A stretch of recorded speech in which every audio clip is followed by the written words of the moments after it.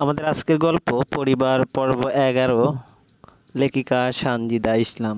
বন্ধুরা, আমাদের এই গল্পগুলো যদি ভালো লাগে অবশ্যই লাইক করবেন, কমেন্টস করবেন, আর আমাদের চ্যানেলে যদি নতুন হয়ে থাকেন অবশ্যই সাবস্ক্রাইব করে বেল আইকনটি প্রেস করে রাখবেন। ধন্যবাদ। সাবের আর নুরি বাড়িতে রওনা দিল। তারা এখনও জানে না ভবিষ্যতে তাদের জন্য কি অপেক্ষা করছে।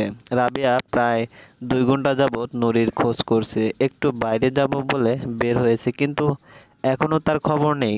তার থেকে বড় বিষয় হচ্ছে সাবেরও বাড়িতে নেই। এখানেই তার আসল চিন্তা, সে যদি মেয়েটাকে নিয়ে আবার উল্টোপাল্টা কিছু করে বসে তখন কি হবে। রান্নাঘরে বসে রান্না করছে আর এসব বিষয়ে ভাবছে। সে রান্নায় তার বিন্দুমাত্র খেয়াল নেই। সে বারবার রাস্তার দিকে তাকাচ্ছে।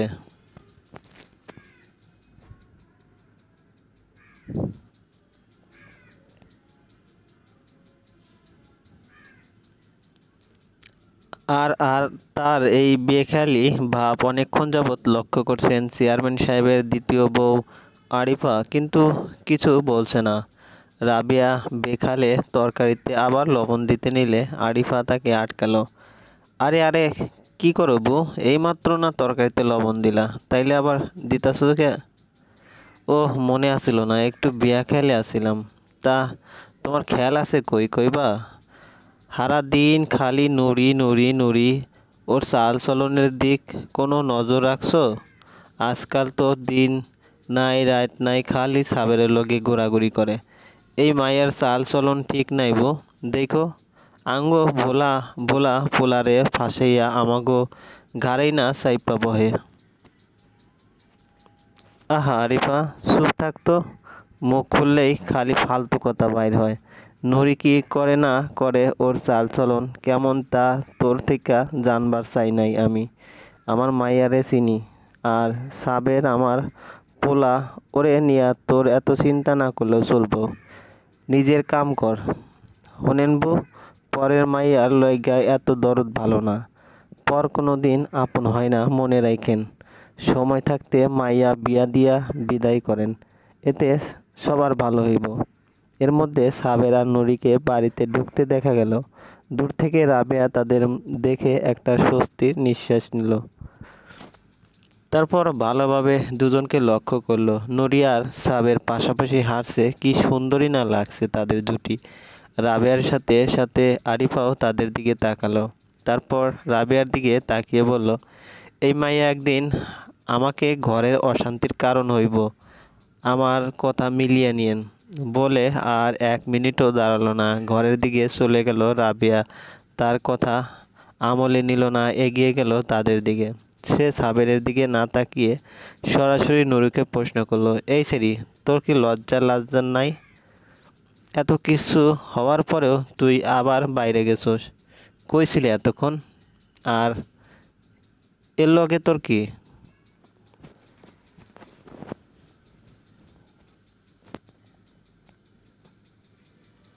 আমরা বিয়ে করছি আম্মা। সাবেরের সোজাসুজি উত্তর শুনে রাবেয়া তার দিকে তাকালো। সাবের তার মায়ের হাত ধরে তার ঘরে নিয়ে গেল। তাকে বিছানার উপর বসিয়ে নিজে নিচে বসে পড়ল। তার হাত দুটো নিজের মুঠোয় ভরে নিল। তারপর তার দিকে তাকিয়ে বলল, আমারে মাফ করে দাও আম্মা, আমি ভুল করছি।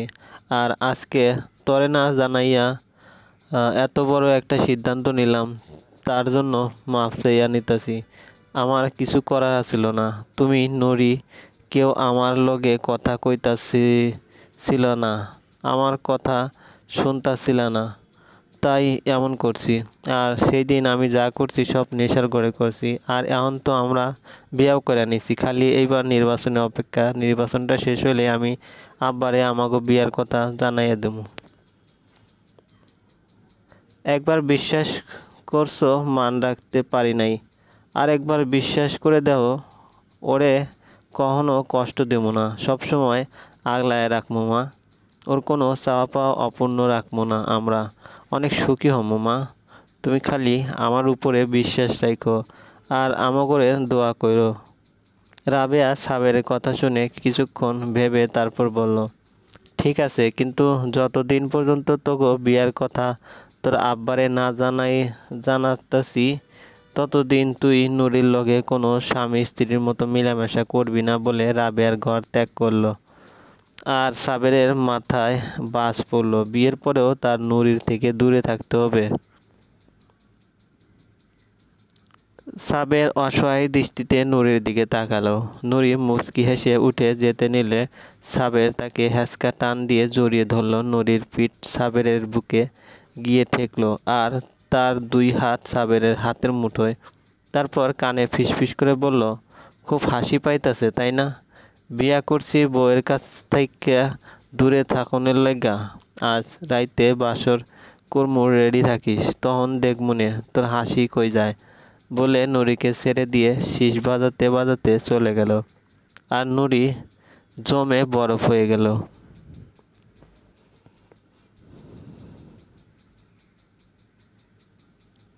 ঠিক সেই রাতেই তাদের বাসর হলো। সাবের আগে থেকেই সব গুছিয়ে রেখেছিল। সেই রাতে সাবেরের ছোঁয়ায় ছিল না কোনো জোর আর না কোনো নেশার গোড়। আর ভালোবাসার উষ্ণ স্পর্শে নিজের করে নিয়েছিল নুরিকে সবার অগোচরে। তারপর শুরু হলো ব্যস্ততা। সাবের নির্বাচনে দাঁড়াবে, তার বহু বছরের স্বপ্ন পূরণ হতে যাচ্ছে। কিন্তু গ্রামের জীবনযাত্রা, অর্থনৈতিক অবস্থা, পারিপার্শ্বিক পরিবেশ সম্পর্কে তার ধারণা কম। এই সময়ে ফারুকের চেয়ারম্যান সাহেবের বিশ্বস্ত লোক যে তার ছোট স্ত্রীকে নিয়ে পালিয়েছে খুব প্রয়োজন ছিল। কিন্তু সে না থাকায় সাবের নিজে সারা গ্রাম ঘুরে ঘুরে সব কিছু বিবেচনা করছে আর আগামী নির্বাচনের জন্য প্রস্তুতি নিচ্ছে। যদিও তার আরও বছর দুয়েক পরে নির্বাচনে দাঁড়ানোর কথা ছিল, কিন্তু হঠাৎ বাবার অসুস্থতার কারণে এ বছরই দাঁড়াতে হলো। তাই প্রচুর ব্যস্ত সে। আর অন্যদিকে নুরি এসএসসি মডেল টেস্ট দিচ্ছে, তাই সেও পড়াশোনা নিয়ে ভীষণ ব্যস্ত।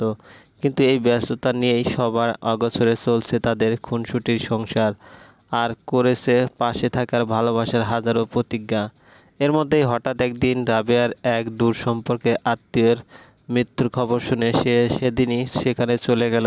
নুরির পরীক্ষা থাকার কারণে তাকে নিয়ে যায়নি, কিন্তু তাকে বারবার সাবধান করে দিয়েছে সাবেরের কাছ থেকে দূরে থাকতে।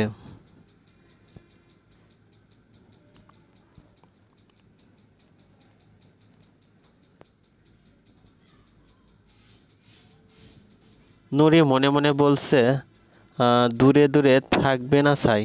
তার ছেলে এত পাহারার মধ্যেই একা পেলে নাজেহাল করে ছাড়ে, আর এখন তো ময়দান পুরো ফাঁকা।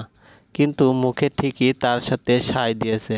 ঠিকই সাবের রাতে নুরির কাছে এসেছিল আর শেষ রাতের দিকে আবদার করে বাড়ির পিছনের পুকুরে গোসল করার জন্য। এখানেই প্রথম নুরির জন্য তার মনে অন্যরকম অনুভূতি জানান দিয়েছিল। ডিসেম্বর মাস, মোটামুটি শীত পড়েছে তখন গ্রামে, আর কনকনে ঠান্ডা পানিতে যেন নুরির দম ফুরিয়ে আসছিল। শুধুমাত্র সাবেরের শরীরের উষ্ণতায় যেন ছিল তার একমাত্র অবলম্বন।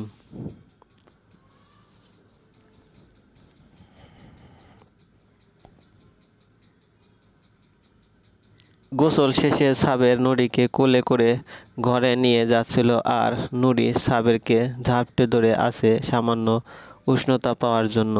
তারপর তারা আবার ঘরে ঢুকে দরজা আটকে দিল।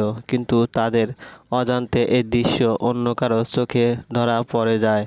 চেয়ারম্যান সাহেব এই সময় প্রকৃতির ডাকে সাড়া দিতে বাইরে বেরিয়েছিল। হঠাৎ কারো হাসাহাসির শব্দ শুনে প্রথম কিছুটা ভয় পেলেও পরবর্তীতে হাসির উৎসের দিকে তাকিয়ে থমকে গিয়েছে। তাহলে কি তার ধারণাই ঠিক? ছেলেমেয়ে দুটো এতই নিচে নেমে গেছে যে এক ঘরে ছি।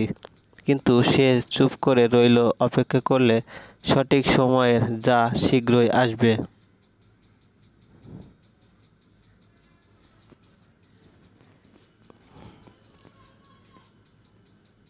দেখতে দেখতে প্রায় 3 মাস কেটে গেল। নুরির মডেল টেস্ট পরীক্ষা শেষ হলো, আর কিছুদিন পরেই এসএসসি এক্সাম।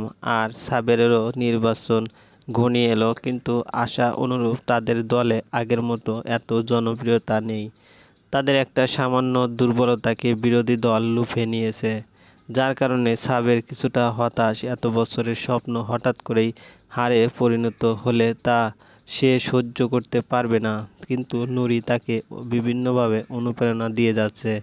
নির্বাচনের 15 দিন আগে হঠাৎ সাবেরের বাবা তাকে ঘরে ডেকে পাঠালো। যথাসময়ে এসে উপস্থিত হলো। দরজায় কড়া নাড়তেই ভিতরে যাওয়ার জন্য বলল।